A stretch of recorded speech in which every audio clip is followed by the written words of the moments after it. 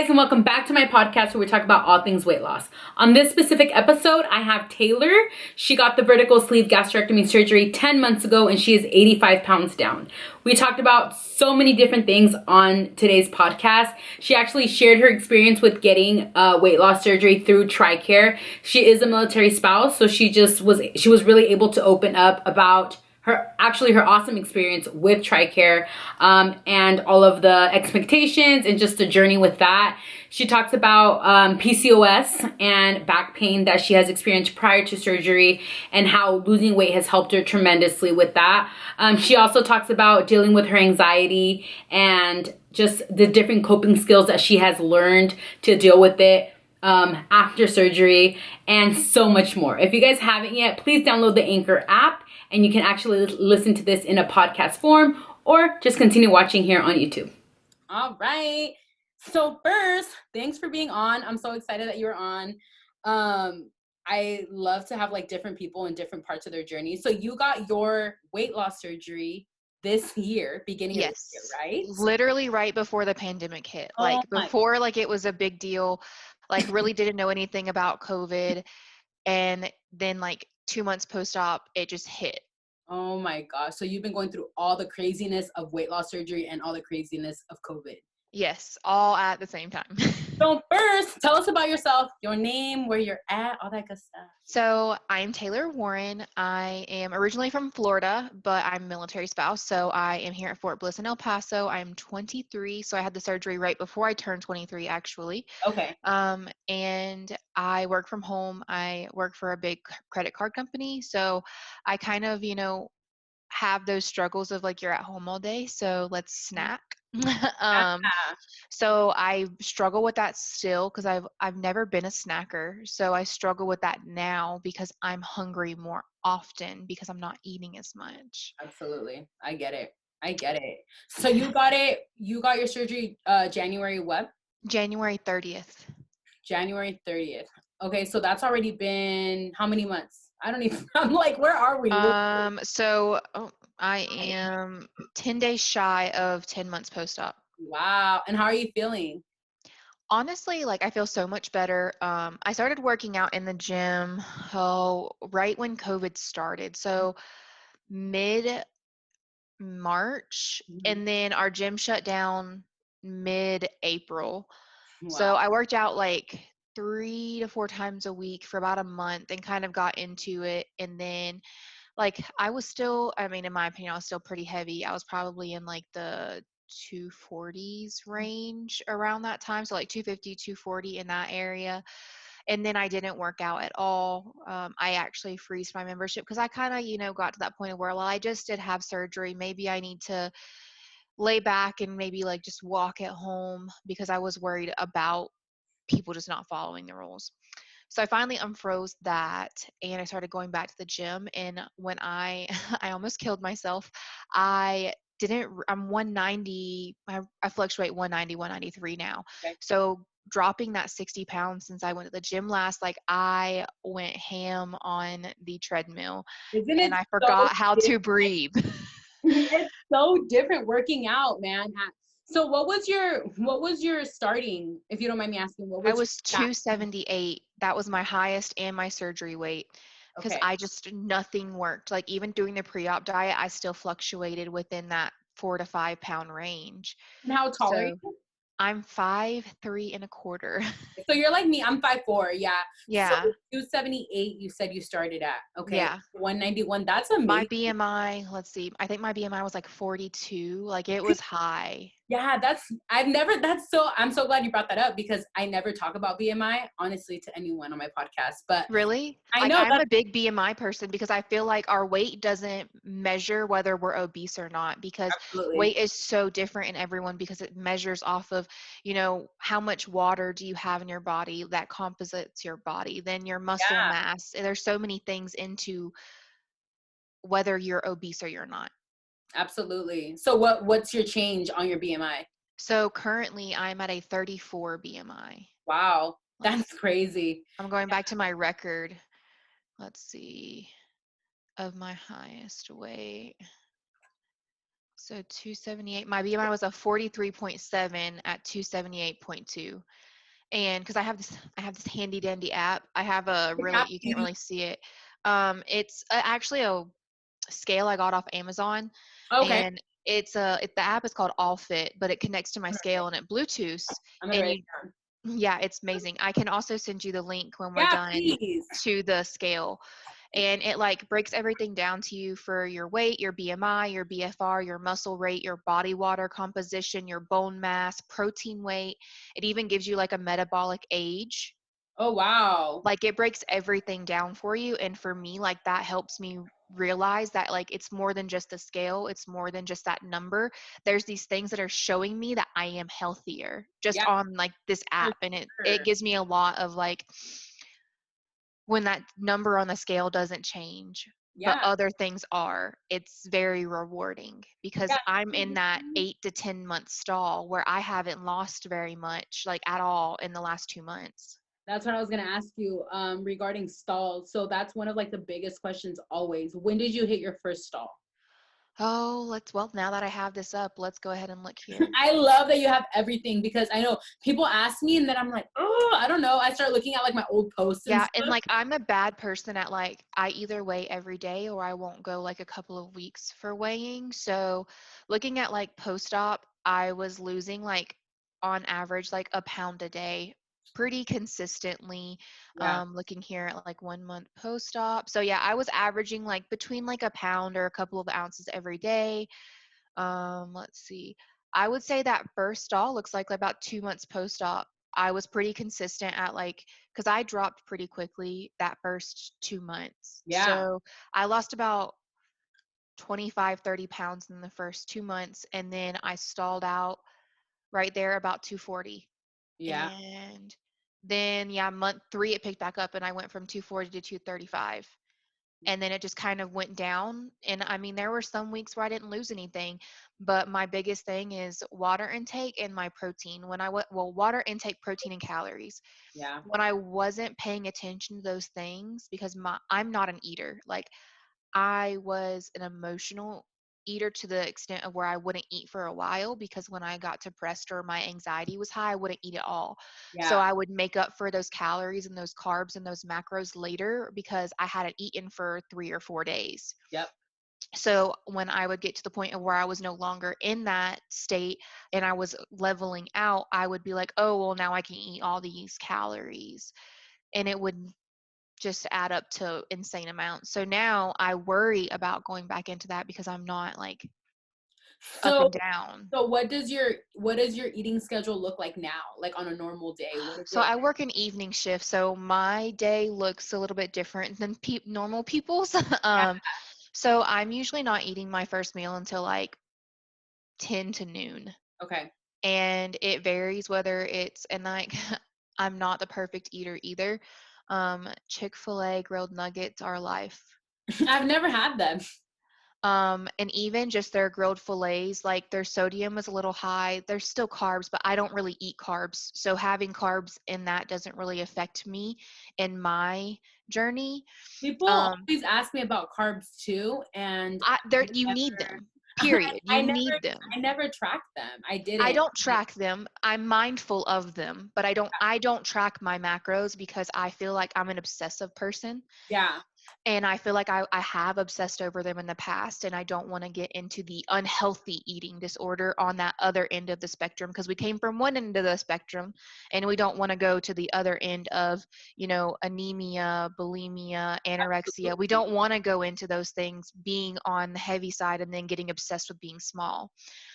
My thing is, I don't care at the end of the day what that number on the scale says. It's how I feel and Yeah. what my labs say. Like that's what's important to me is just feeling and looking healthy. Yeah. Because I feel personally that I wouldn't feel happy under 150, Yeah. even being a It's shorter person. it's different for everyone. It's so crazy because like with me, my starting weight was 304, and right now I'm 160. And I kept saying I wanted my goal to be 140, 150, 140, 150. But even now, like sometimes I see myself in a picture and I think I look too skinny. So Hmm. it's so crazy to me, you know? So Like you said, it just really, really depends. I don't want to be any lighter than I am now. And before I wanted to, like, it was such a goal of mine. But now it's just my loose skin, and that's a whole other struggle. That's a whole other mind thing. And it's so crazy because it's something I battle with a lot now. Like, it really is something that I battle with. And I didn't think that it would bother me as much as it does. You know what I mean? Yeah, no, I get that. So yeah, so it's just crazy. It's crazy, like, you go through being so heavy and then it's something completely different. So I know you say you don't look at pounds and stuff, but do you have a set goal that you have for yourself, or? Um, so yes and no, I guess. Like, I have more of like, I would like my BMI to be between like a 25 and 27. Okay. That's more healthy. Yeah. That's considered like a normal average, maybe slightly overweight, Yeah. but still it's a very average good BMI for, I mean, like I said, I'm 23, I'll be 25 May next year, or 24. I'm missing a whole year. I was like, wait, what? What? So I'll be 24 next year. So just looking at that, like knowing that that's a good BMI, but weight wise, I would say like maybe 160, 165. Yeah. So like 25, 30 more pounds, which and again, my journey is different from other people's. No two are alike, period. Exactly. But I was cleared through my OB and through my surgeon to go ahead and start our fertility journey. Oh, awesome. So we actually start Clomid in a couple of days, thankfully. So Awesome. we're gonna see how that goes. And that's why, like right now, like I feel good and I'm happy and I'm content where I'm at and my Yeah. numbers are good. So I know that I may fluctuate up and down with Yeah. using these fertility drugs. So Absolutely. that's where I'm kind of like, I'm not really focused on that right now. Like it's just, I'm still mindful of what I'm eating. I'm still mindful of what I'm putting in my body and keeping track of that. Like I can't do protein shakes. They make me sick since Really? surgery. Like I have not been able to do them at all since I've had surgery. So I've had to get my protein through other sources. Like chicken is my best friend. Yeah, see, that's so, and like you said, every journey is so different. Like, I live off protein shakes. So see, other people just literally can't stand them. It just really just depends on everyone. If you don't mind me asking, so actually, I want to share something with you. So my sister is actually she's gone through IUIs, and like she's starting her Mhm. IVF journey. Now, actually, she just went through the first removal of her. Yeah, I think I saw that on your page. Yeah, so she's going through all of that, and she's been on like all these medicines, right? And she did gain weight. But like, it's so, did you, I mean, having a baby, was this one of the reasons why you got the weight loss I did surgery? it overall to feel better, of course. You know, I mainly did it for me, but I have PCOS. So they were like, losing weight is going to make the PCOS better. And the PCOS is stopping you from losing weight. So here's where we are. So that's when and again, military spouse. And I was so surprised because you hear so many bad stigmas about military healthcare. My primary was like, all right, well, we have a bariatric clinic here at Fort Bliss. Like, we're going to go ahead and get you a referral, get you over here, because at this point, like you've said, you've been trying to lose weight for 2 years. You've been trying to conceive for 2 years. Like, this is where we're at. Like, everything I did, weight, like I could eat salads, no joke, for 2 weeks and gain weight. That's crazy. So it was just one of those things where I gave up. I was done. This was my last stitch effort of losing weight, and I had the guilt of, this is the easy way out. I'm taking the easy way out. And that's why it took me so long to accept, like, this is where I need to go. Like, this is the route, because I actually met people here that had the surgery at other military installations. And they were like, it is far from the easy way out. I'm not going to lie to you. Like, they showed me their scars. They showed me their before and after pictures. And I was like, wow. Yeah, absolutely. And like they have a normal life because they were, you know, years post-op. Like one was just over a year post-op and one was like 2 years post-op, and then some were a little bit more fresh, but they lived a normal life. And that was something that I was afraid of not being normal. Like I just eat like a toddler now. Yeah, no, for sure. And it's like eating like with me, ever since the beginning of my journey, I eat every 3 hours all the time. Yeah, I'm like a 2 to 4 hour person. Yeah, I've always done that. And people ask me all the time, like, when I say this, and I say this every time, it's like, it's like kind of like, okay, like it's kind of annoying, but like I didn't stall until 10 months until I reached 160. So, and it's crazy. And people ask me why or how. And I'm like, honestly, like everybody's different. Everyone's different, Yep. right? I was like, what I did is I stayed on top of my liquid. I met my protein goal every single day and I ate every 3 hours. And I got a personal trainer 2.5 months post-op. Like I did not mess around because my doctor told me this is a once in a lifetime surgery, Absolutely. and it's like, you've done everything. This is this is the, what's the word? I'm not trying to say like this is like the ultimate thing you can do, right? When it comes to Yeah. weight. So this is like the final straw basically. And I did not take that lightly because I was like, I'm not going to go and put my body through all of this and then just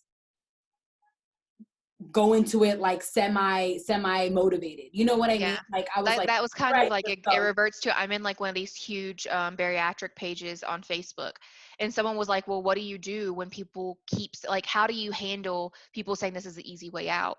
And I was like, honestly, I ignore them. Like that's the biggest thing. And then every once in a while when I get a wild hair up my you know where, Yeah. I didn't know. I just reply as sarcastically as I can. I just like having major surgery and moving my anatomy around and cutting half my organs out for fun. Mm-hmm. Yeah, and Like, people don't get it. Like people think that you get the surgery and then all of a sudden like you stop craving things and all of that. Yeah, my first month and stuff, I did not, like, for me personally, I didn't crave stuff.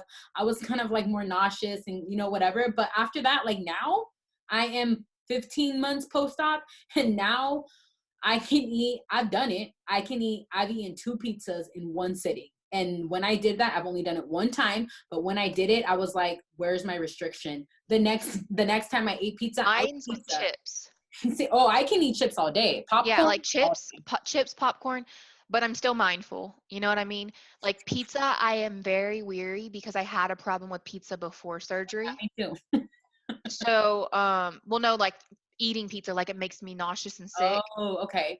So I had an issue with that, and we have a Blaze here. I don't. It's kind of like California pizza, I guess. I have please. Uh-huh. Yeah. So it's kind of, but like you can make your own pizza essentially. So they have like a bunch of different crusts. Like I prefer their cauliflower crust. Yeah, it's good. Cauliflower crust E- is, Even before surgery, I preferred cauliflower crust pizza. I don't know. It's just lighter, and I yeah, have like a slight gluten issue. I don't know. It's weird. Pasta doesn't bother me, but bread does. yeah, um, so I do that, and like I get the white pizza with a bunch of bacon and mozzarella and chicken, but like I'll eat, it's like a personal size, I guess. Like it's about this big and it's about 5 or 6 pieces, something like that. yeah. And I'll eat like half of it. And then I'll eat the other half the next day. So, but yeah, there's certain things like, what is it? Honestly, like chips and popcorn, like snacky foods. I'm like sometimes the same. Like, where's my restriction? Like hot Cheetos. I have no restriction when it comes to those things. But yeah, like when it comes to food, like if I eat chicken and veggies, I'm like, oh, there's my restriction. But anything with munching, it's gone. Literally. Yeah, and Anything. like one, So, and I've never been a big sweet person, which I guess I'm thankful for. me But either. like Oh, I get that sweet tooth every once in a while, and like I go to Cold Stone and I get the pints of my favorite mixture, and no joke, that pint can last me half a year. a long time. Yeah. Like I take 2 tablespoons and I'm done. Like that's enough. Like sweets are so amplified. Yeah. Like I'm done. Like I can't even eat like a full cookie sometimes. Yeah. No, I get it. It's so weird. Like I feel like you just feel your restriction on specific foods and I everyone's. don't know. So for me, right here, Mhm. I can feel it. Oh yeah, me too. So like That's some right. people are, I don't know. They're like, how do you know when your restriction is? I was like, I get tightness. Like I can feel it right in that like area to the point Yeah. of where like I'm like, if I take one more bite, I'm probably gonna It's puke. like your body tells you, and that's, I get those questions all the time too, and it's like you get all of these different. Yeah, with me it's the same thing. It's a tightness right here. It's kind of like a something sitting on my chest type of thing, and I know that I need Yep. to stop eating. Have you experienced dumping syndrome? I have not, but again, I don't really like sweets. And when I do, like, I know, like, I'm very, very in tune with my body. So, like, I know when there's just too much. So I actually experienced dumping syndrome for the first time this week. So I've never experienced it ever. Was Um, it from those ice creams? nope. It was not at all. Actually, it was from a protein bowl from Del Taco. Oh, So I okay. never go to Del Taco, and it was a protein bowl. I ate 2 bites of it, and I threw up once, but I had really bad diarrhea. For Oh, and that's like, odd that it's a protein bowl too. Like it's not something super sweet. but I knew as soon as I took the second bite, I knew that it wasn't gonna sit right in my stomach, and I was like, no, because there's Actually, maybe I did. Okay, so maybe I take that back. Thinking of that, in the beginning, my husband's favorite, one of his favorite dishes is like a shrimp like Alfredo, like Cajun Alfredo. And I think that in the beginning it was milk products. see, So in the beginning, I want to say probably around, what was that? Because he was gone until May. So 4 months post-op roughly. yeah, And I mean, as soon as it hit my stomach, I was in the bathroom. yeah. So it can I be didn't throw different. up, Yeah. but like it was awful. So I mean, I guess you can consider that dumping syndrome because Yeah, so dumping syndrome, maybe yeah, it could be like from either end, you know. So it just really but depends. now I can do it fine. Yeah, But I think, like that, I would say like 4 to 6 months post-op, I did not do well with dairy. yeah, it's just different for everyone. Yeah, like the first month, I got really nauseous. I didn't throw up or anything, but actually, as soon as they took me off liquids and put me onto the pureed stage, I had a boiled egg. Oh my God. It was the nastiest thing. I got so sick, whatever. And then I actually stopped drinking and I went back to the hospital for 5 days because I got really dehydrated Oh because goodness. that egg grossed me out to the point where I couldn't even drink water. But now I can eat egg fine. It's fine. So like you said, your body changes so much within month to month. It's so, Which so I different. would say, other than like that one spurt with dairy products, I I used to not be able to handle steak, and this is the weirdest. Like so Okay. many people are so weird about it, and they're like, Yeah. "How in the world?" Because it's usually the opposite. But before surgery, I could barely handle steak at all. But like Now you that can? was my main protein source from like 6 to 8 months post-op. Like What? that was all I wanted to eat was a nice sirloin. Okay. And then do you like, because me, I don't do steak that much, but it is harder for me to digest. So with you, do you find yourself having to like chew it a lot or like you don't have a So I'm a medium rare person to begin with, so it's okay. pretty like it's not very Yeah, yeah, yeah. uh Like I don't even chewy and stuff. yeah, Yeah. it's not like I don't have to chew it as much as somebody that would get a medium rare or a medium well steak Okay. because it's already kind of soft and buttery like already, like you could pull it apart with a spoon kind of deal. So I mean, I was a chewer to begin with because I mean, I just don't like the feeling of unchewed food going down Yeah. my throat. Like Yeah. it's just weird for me.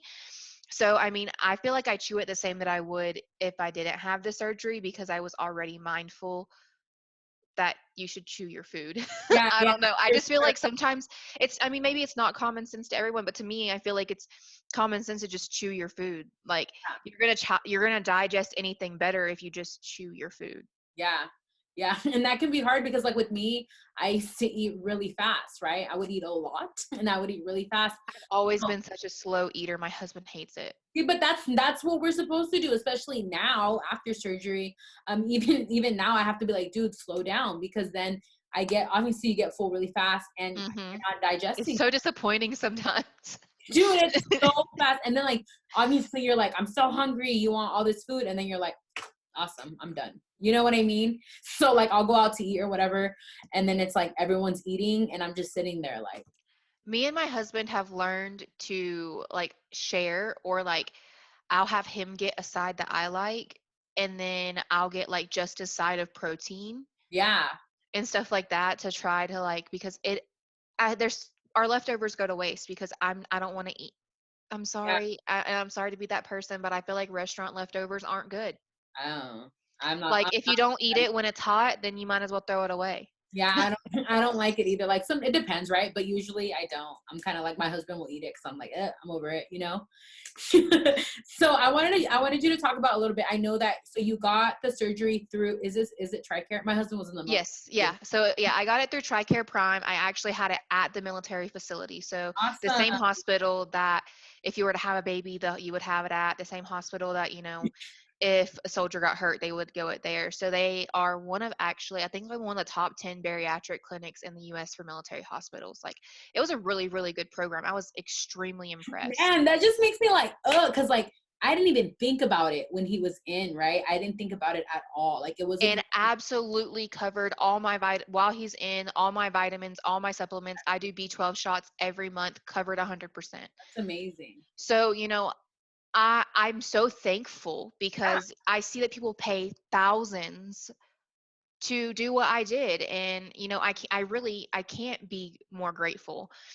And, the line, the surgeons, I had a lot of nausea. I never threw up. And I'm so thankful because I'm one of those people that absolutely, I mean, I'm sure everybody hates it, but like, I I would rather have surgery all over again than throw up.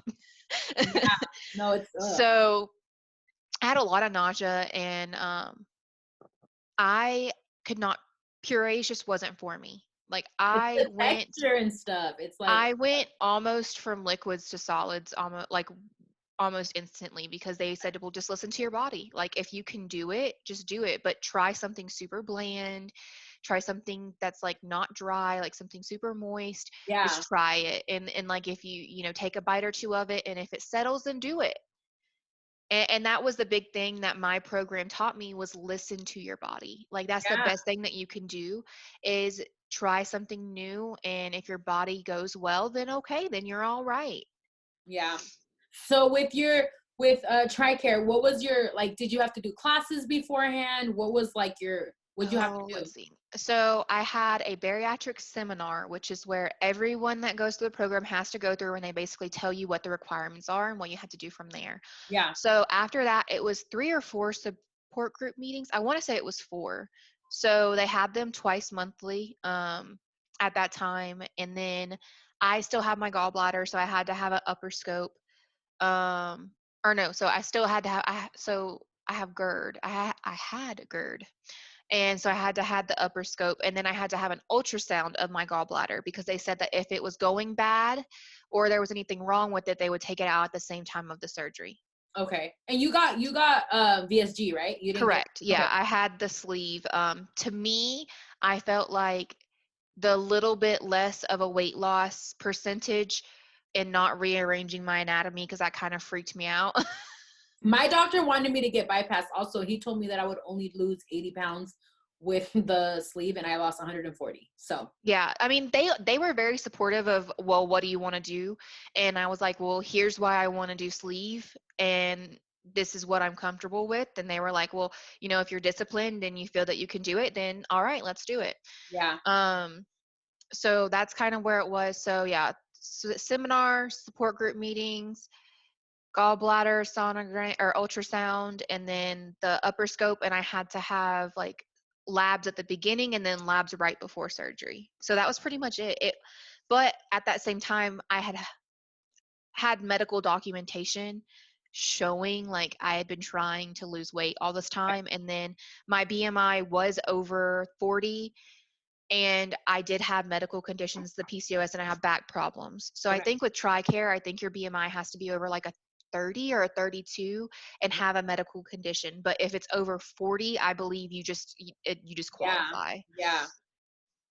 That's crazy. So that's awesome that you had a really good experience. So surgery day, you said it was at a military hospital. Hmm. How many days were you there? Overnight, that was it. Oh, I was really? released by 6 p.m. the following day. Awesome. Did you experience gas pains and all that?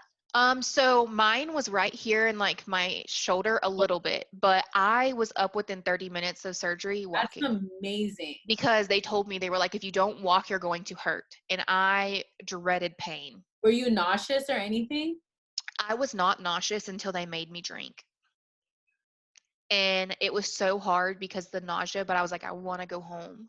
And if That's I don't amazing. swallow, like I I have was to go home. I was the opposite. Because I had my surgery pretty early. I think it was like 8 or 9 in the morning, and I did not get out of bed the whole entire day. I was. They said that I was like one of the like most active people they had seen, but I was just so determined. Like it Yeah. felt so good to get out of bed, in my opinion, No, because that's hospital beds are awesome. so uncomfortable. I Yeah. did not sleep at all that night. Like I watched my husband sleep next to me, which Yeah. generally, and that was kind of nice that I didn't have any roommates, so my husband was able to stay in there with me because generally speaking, he wouldn't have been able to stay with me. Yeah. Um, but yeah, I did not sleep. So like I would just get up and walk like every hour or so or every 30 minutes and just make a couple of laps around the floor because like I was uncomfortable. I didn't want to lay in that bed any You longer. wanted to go home. You Yeah, I know? wanted to go home. You wanted to go home. I know. Yeah, with me, I was super nauseous that entire day. I was throwing up that entire day. So they didn't really like push it for me to walk. The next morning, that's when I was able to like get up and walk. But the just the medicine did not sit well with me. So it was not good that first day. Which one thing, and I was glad that I did tell them, because when I had my scope, they were like, "Why are you not asleep yet?" That's crazy. So apparently I had like a little higher I have a higher tolerance to pain medication as a whole. Mhm. So when it came to the anesthesia, I found out with my scope, like I went ahead and told them when I had my upper scope, like, hey, FYI, they took like 5 minutes to get me asleep when it should have only taken 30 seconds to a minute. Like Wow. they They're kept like, wait having a to minute. increase it. So when I talked to the anesthesiologist prior to my surgery day, they were like, "Thank you for telling me that because that can help us on surgery day." So that was something that like was I was kind of worried about because I had already had that Yeah, you already experience. experienced that. Yeah. Yeah. And then so when I woke up from surgery, I was like, "Whoa, where am I?" Because Yeah. I was knocked out like mid rolling me down the hall to surgery. So, like, no joke, 3 to 6 minutes after they pushed the medication in my IV, I was out. I Wow. don't even remember changing beds. Wow. So I think that's good because seeing everyone does it different. Because like with me, they didn't put me to sleep until I was in the actual room, and it was super like intimidating. Like I was laying down with all the I lights. may have been awake, but I don't Like remember it. you weren't. If you were awake, you weren't present. I remember Exactly. all of that. Like there was so many doctors around me, or I mean, a lot of people around me. My doctor Mhm. still wasn't in there, and then I told my husband I didn't see my doctor before or after. So I saw him till the next day. So I was like, who knows if he did it? But I was in there, right? I was in there and then I started crying and one of the nurses like stopped what she was doing and like held my hand. And then she was like, "What's your favorite song?" And like, I don't remember what I said. And that's the last thing I remember. And then I was out. But it was just like, it was just intimidating when you're in like a surgery room with lights all around you and just a lot of people Yeah, talking. I'm probably very glad that I don't remember No, that it or was too much. It was too much for me. I wish I would have been asleep like going in because because it the was only surgery prior to this that I ever had was a tonsillectomy. okay. And Same. I was in like 6th grade. Yeah. So that's good though that you had a good experience because I mean, there's so many, every single person that I have on the podcast, everyone is different. Every single person experienced it differently. Mhm. So it was like, what the heck, you Yeah, know? I woke up and I was like, "What the heck?" And I was like, "Where's my husband?" Yeah. And they were like, "We'll get him to you soon. Just we gotta finish this up here." Because Yeah. I was in like the what are they like the recovery area, like where you wake up, like to make sure that you're alive. Yeah. To make sure that you're alive. Did And you have like to I do, like I looked at my stomach and I was like, "Did they do it?" yeah, like what? Did it really happen already? And then she showed me. She was like, "Here's your scars. Like they did it." And I was like, "Oh, okay." Yeah. Like you had to see it to believe it. Yeah, because like I didn't feel different other than groggy when I woke up. So like I was like, "Did they do it?" And she lifted up my dress or my gown or whatever and was like, "Yeah, here, look." Yeah. And I was like, "Oh, okay." Did you have to meet with a psychologist beforehand? Oh Or yes, that yeah, yeah. that was the other requirement. We did have to have a mental health assessment, and he was a really great doctor. His name was Dr. Hand actually. And I met with him, and he was like, "You're perfectly fine." Like, Yeah. yeah, you have some anxiety, but I think you're perfectly okay with doing the surgery, and I think you'll What feel type of things did they ask during that, if you don't mind? Because I know everyone's different. honestly, I'm one of those. I have a terrible memory. Yeah. Was it Um, fast? it was like a maybe 30-minute Yeah. appointment, maybe. Because some He was actually insurances. prior military. So he Okay. was a lot. He was very cut and dry, but still very empathetic. He kind of just asked about like, do I feel safe in my home? Yeah. Um, what makes me anxious? Because I do have the anxiety and I'm aware of it, and what do I do to cope? Mhm. And, for me, with my anxiety and knowing that I want to have a baby, the less medications that I can put into my body, the better, Mhm. because I'm a very firm believer in that we don't need. I mean, yes, medication is good for us in Yeah. certain aspects, but if we can find that balance on maybe working out makes me boost Yeah. those No, for sure. endorphins, then I can do that. Or maybe meditating or taking a shower, whatever may be. Like, so for work, when I have a stressful day, I have to just jump in the shower. And for me, it's literally just washing the worries away, like washing all that bad crap off of me and then just letting it go. So that's one of the things, That's good which though is that kind of you've learned a lot of weird coping skills. because the shower is also a trigger for my anxiety. So some days it works and some days it doesn't. So sometimes I just have to lay in bed and like focus on my breathing. So it's just like finding what works and helps you find your center and like feeling better. So that's just kind of like where I've found my balance of like, because I have taken medication, but I felt like some days the medication worked and some days the medication made me worse. Yeah. So it was just, I feel like there's just so much balance within our bodies and that our levels, like our endorphins and everything, are different every day. Yeah. No, for sure. Everyone's just different. It's so crazy. But that's awesome that you've kind of like figured out different coping skills, right? Because like with me, I mean, part of the reason why I was so heavy was because I completely was a binge eater. I Mhm. dealt with all my emotions with food, obviously, like a lot of us. But now it's like trying to figure out different ways. And I still have my days where I'll sit there with the bag of popcorn. Like honestly, it sucks because I know that if I eat popcorn, I'm not gonna feel that restriction where I'm like done, right? I already know that, which sucks.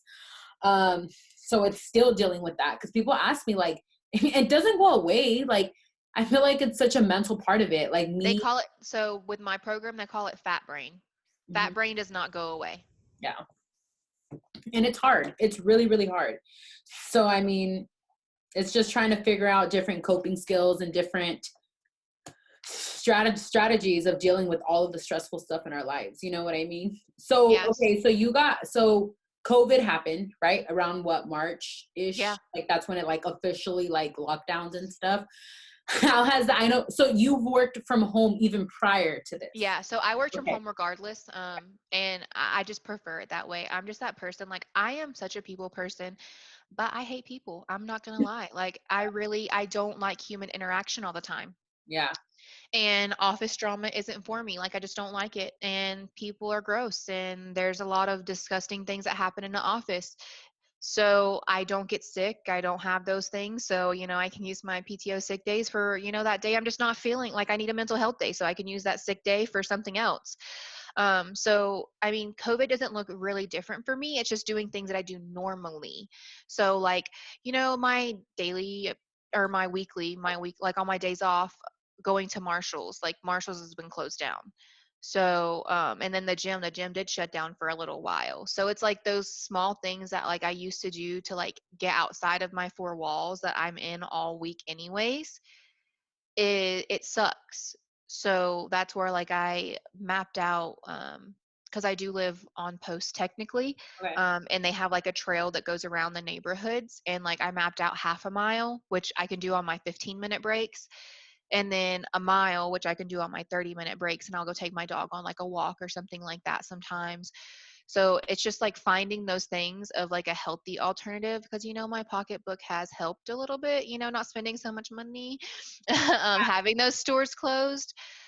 But it's like, you just have to find other ways to get out of your funk. So like for me, just sitting in the house is very depressing. Like I'm only off 2 days a week, so I need to do something and get out. So it's just finding those things that like they allowed a farmer's market. So I started going to the farmer's market and walking around, found a Yeah. few cool food trucks. Oh yeah. So how are your restrictions out there right now, like with COVID? Are things open, closed? So El Paso is like the New York. Like, I'm gonna be very honest, like the numbers are wild.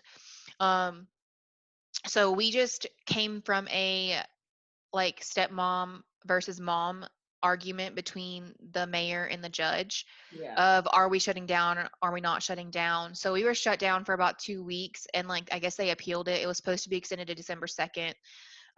But I guess they appealed it because things are opening back up. I don't know. It's too confusing for me to keep up with. Yeah, it changes all So the time. Victoria's Secrets was closed today because we went to the mall today. Because I wanted to go to Old Navy and get Christmas pajamas before they sold all out.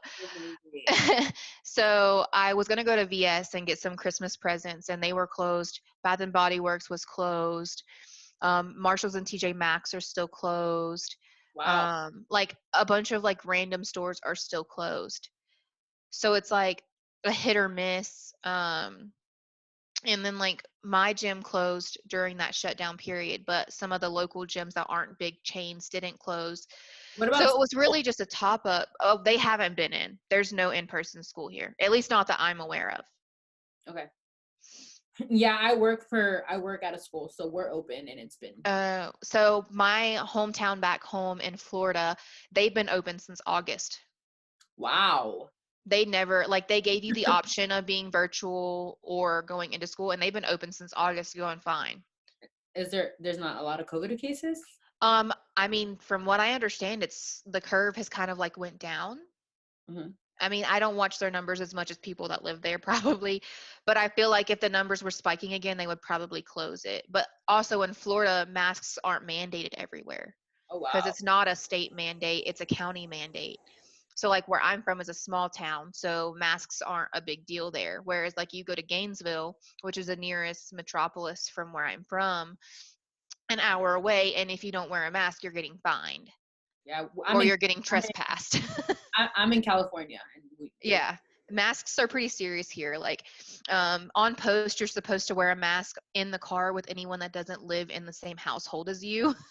You're supposed to wear a mask while you're outside. okay, Like that's crazy. they're wild. I mean, we wear a mask. I mean, yeah, we have to wear a They mask. like even canceled Halloween. There was no trick or treating. I'm Yeah, like, that's the safest thing you could do. Like just set a bowl of candy out there and walk 6 feet apart. yeah, it's crazy. So, okay, so COVID didn't. So you work from home, so it didn't really. Yeah, it didn't It really didn't really affect me change in that aspect. you. Yeah, that's crazy. Yeah, because I mean, other than the gyms closing and all of that. So you said your gym is open. Are you? It is now back open, and it took about 2 weeks to get back into the swing of things of being closed for 2 weeks. Because I was like, wow, I just got through like the soreness and like Yeah, here I go all over again. all over again. Yeah, man. So how much have you lost in since January? 85 pounds. Wow, that's crazy. That's huge. I mean, obviously you feel it. What do you? Oh yeah, no, I feel so much better. I Yeah, went from a 42 waist down to like I vary between a 27 waist and a 30 waist. that's crazy. That's Yeah. so crazy. What like non-scale victories have you experienced?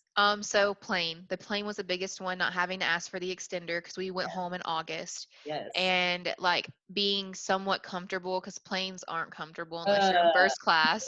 suck. Yeah, they suck. So not having to do that, and then like sitting in the car and not having like all that extra skin. You can like look down and actually see like the seat belt and like your legs. Yeah, Um, you're actually comfortable. yeah, just being comfortable and like being able to go on the treadmill for 15, 30 minutes and like actually do it at like 3 miles an hour and feel like you're literally not moving. Like, Yeah, wow, I'm going slow. that's crazy. No, for Cause sure. like I could literally get out of bed and like be winded sometimes. Yep. I remember that, man. I used to wake up and my back, like I felt like I was dying. Oh, no, they're not. And that mentions it. I used to have to take Xanaflex, a muscle relaxer, because I have scoliosis and bulging disc, herniated discs, and dehydrated spinal fluid. So, like, my back is deteriorating. I Yeah. had multiple car accidents. Oh, wow. So, losing this weight, like, I don't have to take my muscle relaxer at night That's anymore. Like amazing. I could not fall asleep because the pain would keep me up and I like it would make my legs restless and I would toss and turn all night. And like now I can sleep around 4 to 6 hours interrupted, like uninterrupted versus like I went 3 days without sleeping before I took muscle relaxers. Oh my God. Because of all the pain. Yeah, I couldn't get comfortable like between the weight and the pain. And like I look back and like I'm like I looked so unhappy. Yep. Like, I looked miserable in my own body. And like, I felt that way. I genuinely felt miserable, and like that portrayed in my attitude, in my mindset. It was all over me. Like, so one of my husband's family members saw my journey, and she's actually having surgery after Thanksgiving. Oh, how awesome. And she asked me, she's like, what did you do like pre-op? Because she's in her pre-op like diet. Yeah. And I was like, if I got hungry, like I would have a cheese stick, because you're transitioning. I feel like if you prepare your body, then like for me, it was big of these little things. So my pre-op diet was very moderate compared to some people's. So I had to do 4 Premier protein shakes a day, which equaled 600 calories. Did you hit And them then? I didn't, I could chug them. Oh, that's the difference. Yep. And I would do the strawberries and cream Premier protein. And that was the only one I liked. Yeah. And the coffee one. So the cafe mocha and the strawberries and cream were the only 2 that I liked prior to surgery, but I had to have 4 of those a day, and then a 600 calorie meal. Okay. So that was my pre-op plan. And then I think it was 2 days post-op full liquids. Yeah. Okay. So mine was very modified. It was only a 10-day pre-op. Dude, people have to do like 2-week liquids. I only had to Yeah. do 1 day. So hers is kind of similar to mine, but I was like, I didn't want to shock my body. So, if I was extremely hungry, I would have a cheese stick. Yeah. To me, it was very dense and it filled me up. Yeah. It's like And you it's said, still really low calorie, low fat, relatively no carbs, and there's some protein in there. So I was like, you just have to find things that work for you, and you have to like help.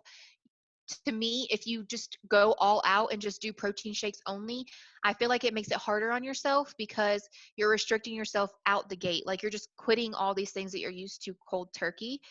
And for me, balance is so big. Balance is like makes the world go round. no, yeah. Are you always changing up like your meals, your snacks now, or do you kind of stick to the same things? I would say I probably change it up a little bit. Like, What are your I go? just recently did the spinach wraps because Oh, I can't find the cheese wraps anywhere, and I'm so depressed about that because I love cheese. yeah. I've tried Costco everywhere. I can't find them. So I'll do the spinach wrap with and I only eat half of it. I feed the other half to my dog. But I'll do about 3 ounces, like 3 to 4 ounces of meat, and then about an ounce to 2 ounces of cheese. And then I'll have light mayo and a little bit of honey mustard on my wrap, and I'll wrap it up. And again, like I said, I eat about half of it. Yeah. But it's still maybe 6 carbs. Hold on, I actually have it in occasionally I use my Fitness Pal. Dude, I'm So so kind bad of to at get, tracking. I don't track my food. like I said, I do it more so when I start something new to understand what I'm putting. That way, when I do it later, let's see if I can go back, because it's been about a week since I've done it. Yeah. Do you like Going, protein bars and stuff or no? I haven't found any I like. I Really? have tried some, and I just haven't found any that I really, What have really you tried? like. Let's see. Wow, has it really been that long? Goodness. I want to say it was around like 200 calories and 20-ish grams of protein in the whole thing. So, I mean, of course, I ate like half to a third or a half to 3/4 of it, but still, it was really low calorie, low fat, low carb, and still relatively good in protein, and gave me something different than like a chicken breast. I also love the Sam's Club chicken breasts. I'll either eat them cold or heat them up a little bit. What do you do for breakfast? What's your breakfast? I'm not a breakfast person. See, because I do a protein shake, so that's why I'm very interested to I'm hear. not awake at breakfast because I work until midnight. So it's midnight Eastern time. Okay. So 10 p.m. for me. So I pretty much like I sleep until like 9 a.m. So Yeah. by the time that I'm actually out of bed getting ready, like functioning, it's like brunch, lunchtime. Then you don't really do breakfast, so you just jump. So when when I make my husband breakfast, I'll usually eat like some bacon and eggs, like eggs with cheese. Yeah, yeah. See, I like to, yeah, because I'm not big on breakfast either. So I just do my premiere with my coffee like every single day. The only time that I'll eat breakfast is like a random, I don't even remember the last time I've had like eggs or something. And it's like on a Sunday when like me and my husband are home or whatever, and we'll make that. But other than that, I just do my premiere because I used to hate breakfast. I would go hours and hours. I could go to It like makes me 4 p.m. sick. Even before surgery, like eating in the morning just makes me nauseous. Like I have to be hungry to eat. Like I've always been that way. Like if I'm not hungry, I won't eat. Yeah. I've gotten better of like snacking when I'm not hungry, but like actually eating like food, like rather than like a cheese stick and some pepperonis or something like that, like I have to be hungry. So are those But like your egg bites are okay. Like I would say if I eat breakfast, it would be like either at home egg bites or grabbing them through the drive-through at Starbucks. yeah, yeah. Again, like they're higher in sodium, higher in fat, but still at the end of the day, they're still good. It's better than going and getting a McChicken from McDonald's. Yeah, I know for sure. For sure. And is there any restaurant that, like for me, now that you mentioned McDonald's, McDonald's was like a red flag no, because I was obsessed with McDonald's before, like literally obsessed. So, I loved chicken nuggets from McDonald's oh yeah. prior to surgery, and my husband deployed literally like 2 weeks after I had the surgery, Oh, wow. Okay. and I had a breakdown. And like a month post-op, I went and got a 4-count chicken nugget, and I take it back. See, bad memory here. I puked it up. You did puke. I ate two. Ate two chicken nuggets, and it made me feel so disgusting. I forced myself to throw up, and I hate throwing up. So making myself do that because I couldn't handle it. It felt so gross.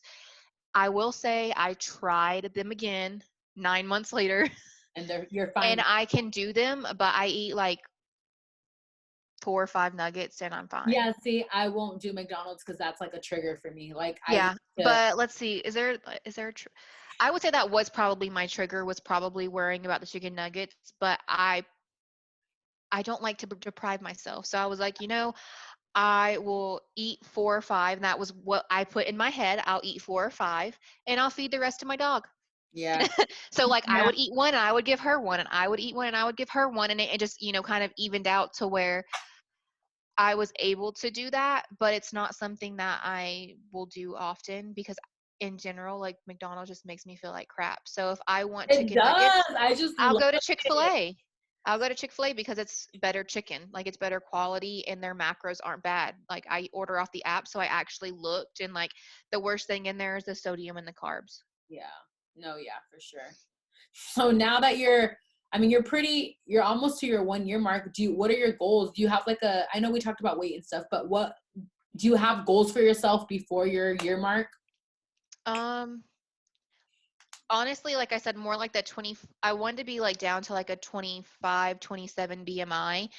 And I don't know. I mean, I've already fit all of my clothes. So I gained 100 pounds in 2 years.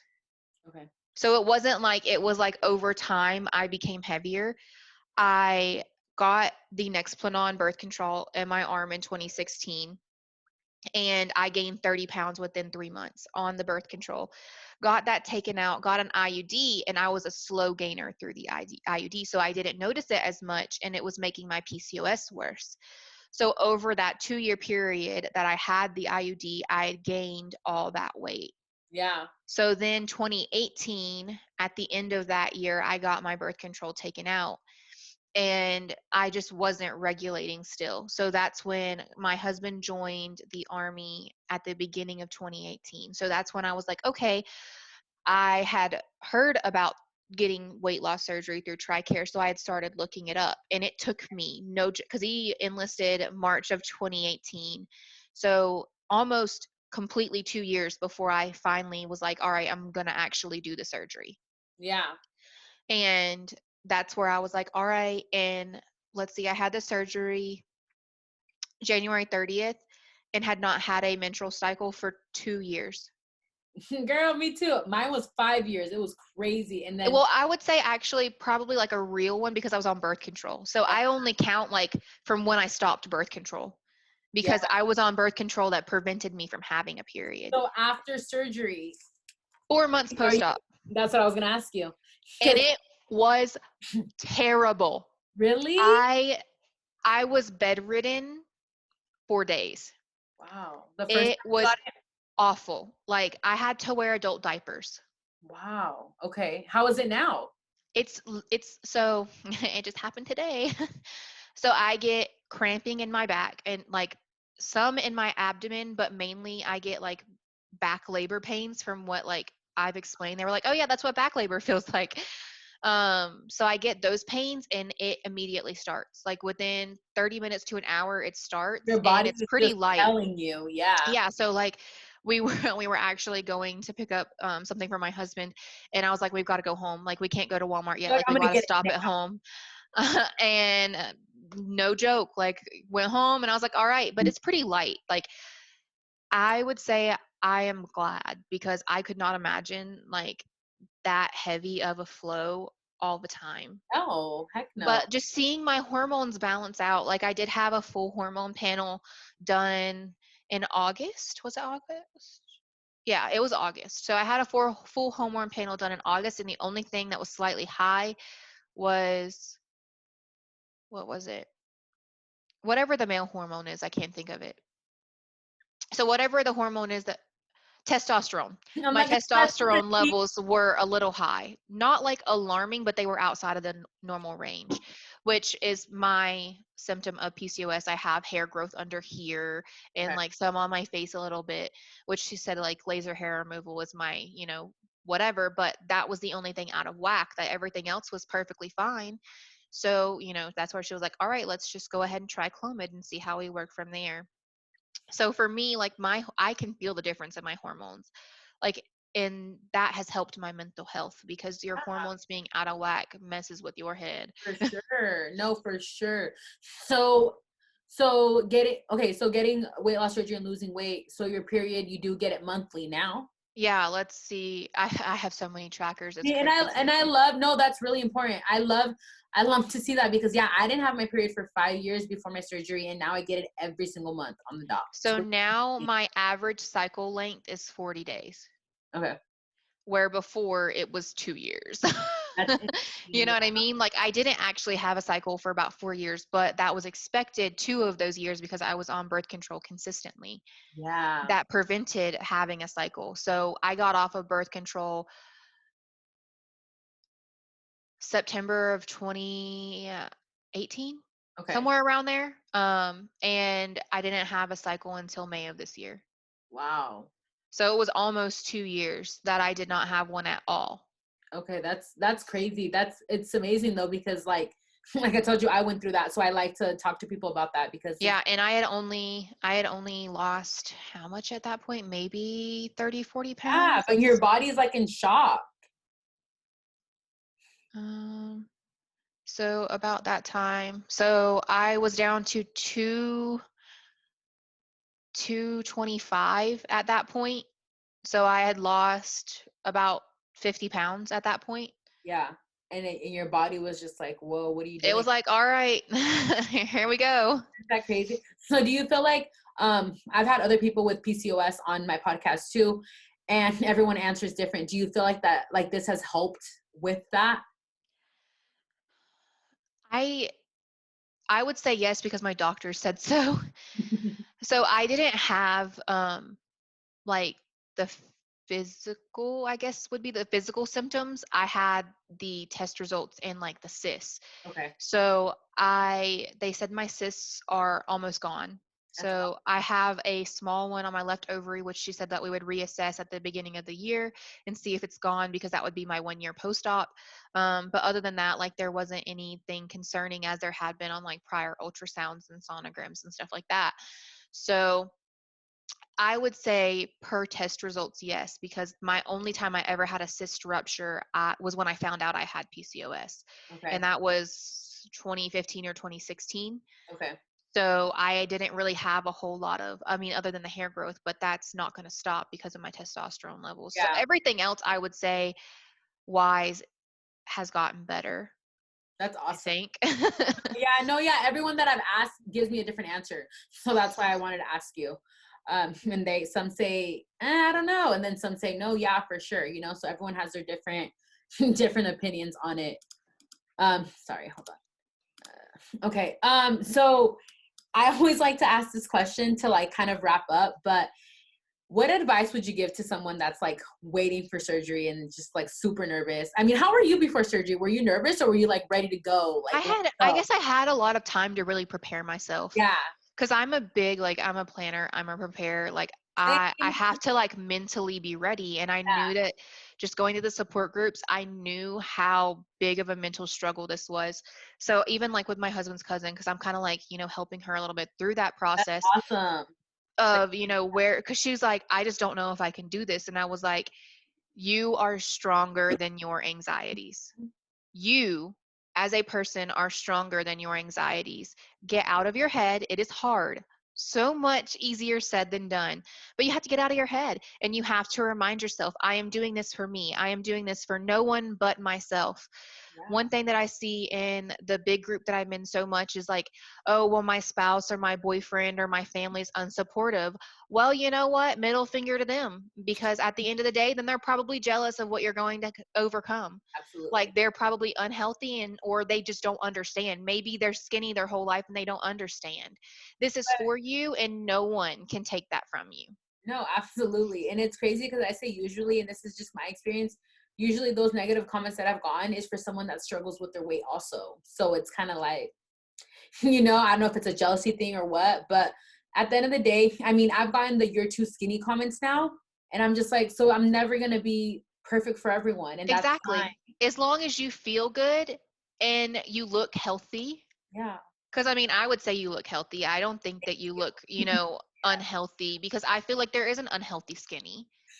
But I mean, if your doctors say you're fine, then you're fine. Yeah. And then, when someone has seen you at 300 pounds for a long time and Exactly. then I'm 160 within a year, like 15 months, It's very dramatic and it's Jurassic and it's quick. And I mean, I get that way because like I still see 278 in the mirror some days. yep, And like I suffer pretty badly from body dysmorphia. I do too. And I have to get out of my head, and I'm like, you know what? Like I literally will put my hands and I'm like, I couldn't do this before. Hello, you're not 278 anymore. Yeah, and Like it's like you have to like get in your own head, and it's like that's what the before and after pictures really help me because I do too. mhm. I wake up some days I would and I'm not take pictures before, really. Like I tried, but it was so hard for me. So I have very few at my largest. Like they're mainly just selfies. I have very few full body pictures at my heaviest because yeah. I couldn't. Like I would try and I would just delete them. Mhm. Yeah, it's so weird. Like it's so weird how strong our mind is, huh? Like Mhm. literally I get up and I still sometimes look or feel that I'm that way, or like I'll look in the mirror and I'll forget that I look like this, or I've said it before. I'm like on the podcast I see my face and it's weird to me that that's me. Mhm. Because like I have pictures, I'm like in my room and I have a picture on a calendar that was I was already like 40 pounds down, but I was still heavy. And I think that that's me right now, but then I look at myself here and I'm like, dude, that's you. Like it's just so weird. I don't know how to explain it. It's so weird. Yeah, it's absolutely wild. Like it really is. It's just you have to, because I saw this post and it was like it takes X amount of time for someone else to notice, and then it takes like 4 times that time for you to notice. Yeah, And like I just keep that in mind, and it's just like be gentle, be loving, give yourself grace. Like absolutely. it's just you have to be gentle with yourself, because if you're too hard on yourself, you can damage yourself. Yeah. And I like I have little cousins that are like they're 16 and 15, and then the youngest is like 10 now. yeah, And like I try to preach to them, like if you're doing something that is good, safe, healthy, and makes you happy, don't worry about what everybody else thinks. yeah. I love that. Because at the end of the day, as long as you're safe, you're happy, and you're healthy, that's all that matters. Exactly. And that's so important, especially at that age. Like it's such It a doesn't matter what, and it's instilling it into them now. But like even here I am at 23, or I have people that were in the same surgical group that I was in, and they're in their 30s and 40s. It's just you have to be nice to yourself. You can't control if other people are nice to you, but you can control if you're nice to you. yeah, absolutely. Absolutely. I love that. So the advice that you would give to someone is obviously be nice to yourself and Yeah, just, just give yourself grace. If yeah, you can ease into it, ease into it. That way you're mentally preparing it, because some people are cold turkey people, and props to you because that's amazing. But for me, I can do certain things, but it's I feel like it's a better result in the end, and you're going to have longer results if you cut things out or you start slimming your portions down.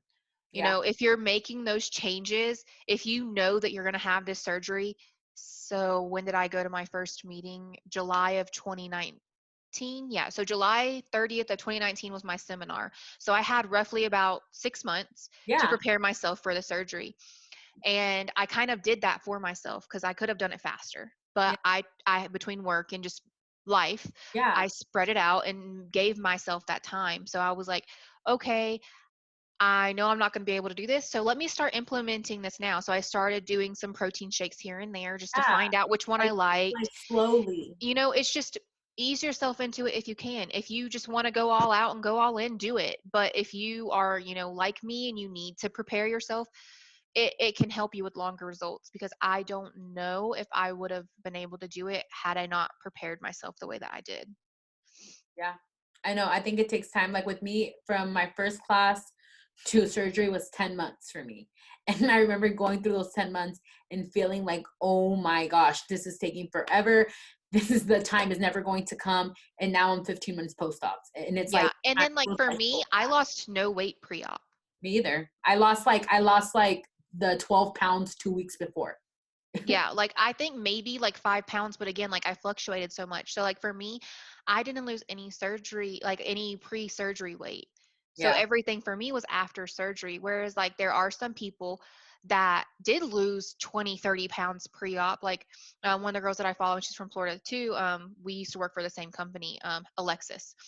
I think she was on your podcast last week, actually. Yeah, she was. So like Alexis lost, some weight before pre-op, and that was awesome. And like she was my motivation because it was somebody that I hadn't met in person, but we had talked through the passing and worked for the same company. So like I was like, that is someone that I may not know like person to person, but like I know her through a person. And Yeah. if she can do it being a mom and having all these responsibilities, I can do it.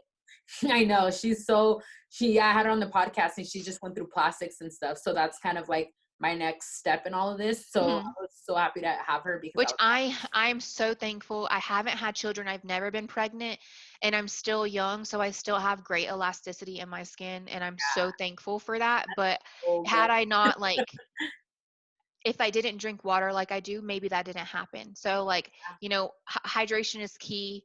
Right now I have like a little small pooch, in my lower abdomen that I'm like, maybe it's just some fat and I can shred it. So I'm starting to work on core, and my core hates me right now. Yeah. And then like, I have a little bit here, but again, like, weightlifting and shredding, doing that. But my personal area is I come from a thick family. Is my thighs are still thick, and I feel like they haven't lost an inch, but Yeah. obviously they have, Yeah. and even my husband's like, no, you've lost a lot of weight, babe. Like you're a lot smaller. But I'm like, I don't feel that way. So let me feel that way. Everyone carries their weight different.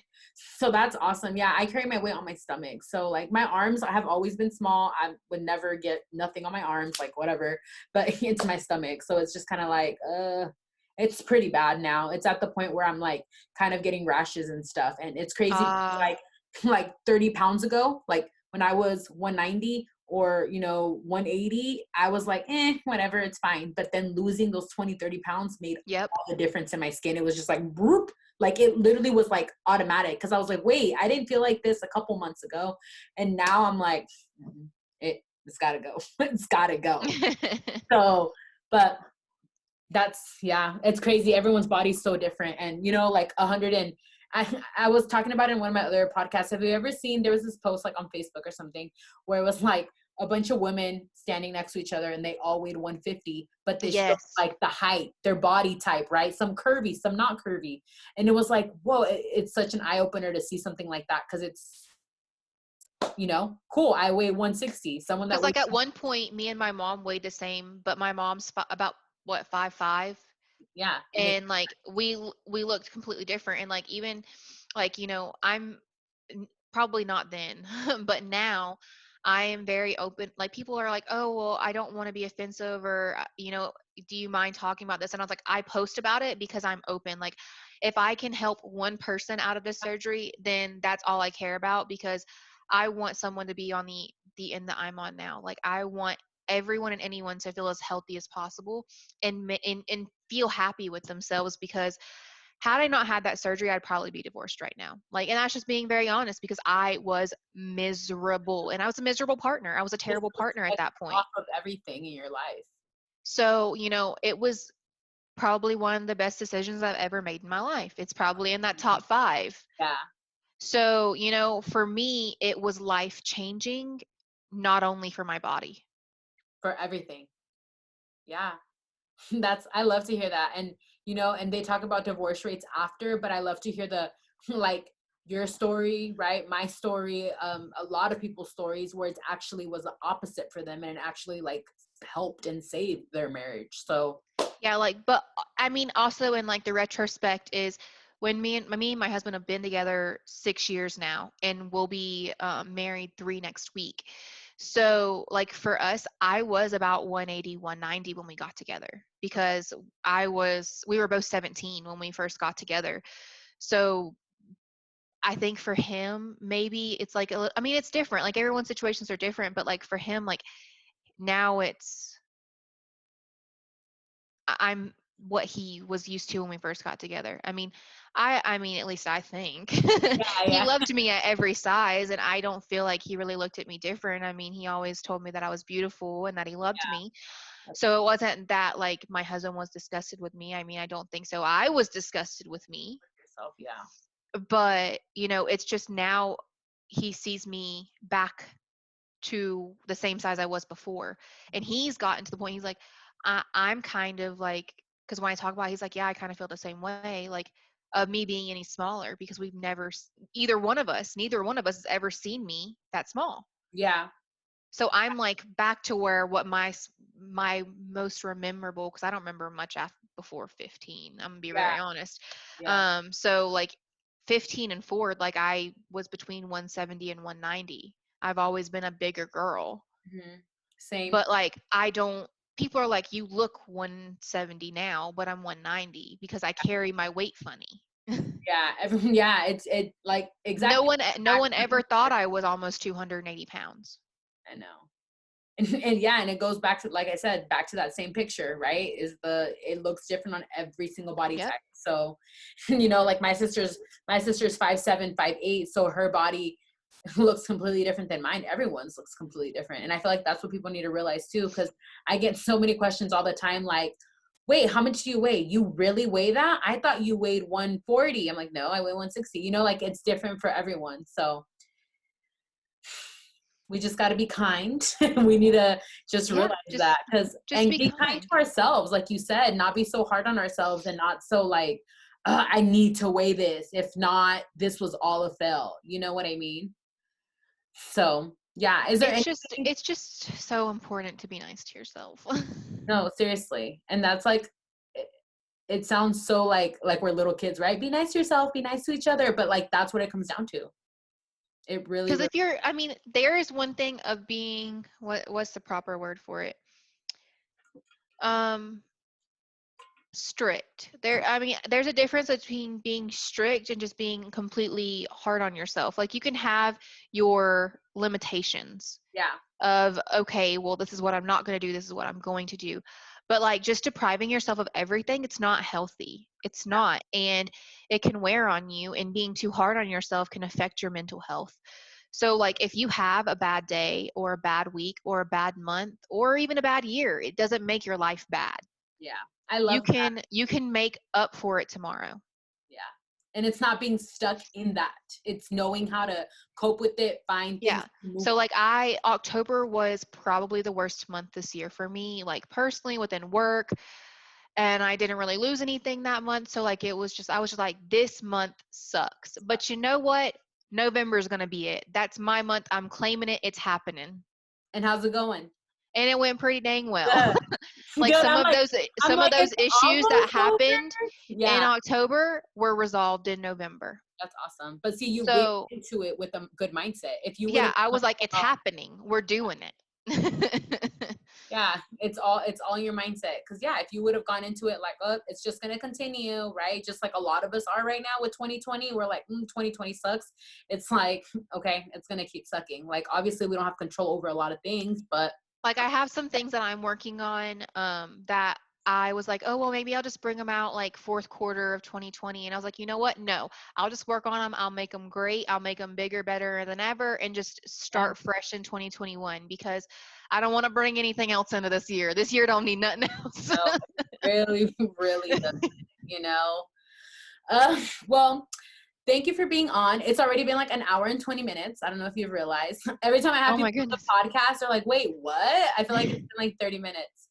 So do you want anything you want to end off with? What do you think? I know. I think we really covered it. It was You awesome. Thank did. you for having me on. Yeah, thank you for being on. This podcast will be on next week, so I'll make sure to tag you and all that good stuff. Awesome. But we'll be All on right. next Wednesday. Okay. Thank you. All All right. right. Have a good night. Being on. Bye. Bye. Thank you, Taylor, for being on today's podcast. Thank you for being so open and sharing your journey. This is actually the first video where I've had someone that opened up about the experience of getting it through Tricare insurance. So I'm super grateful for that. I know that it will help one person out there, probably way more. But if we help one person, that's enough. Keep doing amazing. You are already down 85 pounds down, and I already see how excited you are. And I'm super excited for you, and I'm super proud of you. So keep up the good work. And for everyone that's watching, thank you guys so much for the weekly love. I love doing these podcasts and love having different people on here because I know that someone always relates to someone different, which is the main goal on why I do these. If you guys haven't yet, please subscribe to my channel. Comment down below if there's someone specific that you would love to have on here and I can reach out to them. Like this video, and as always, you guys have a beautiful rest of your week, and I will see you guys on Sunday. Bye.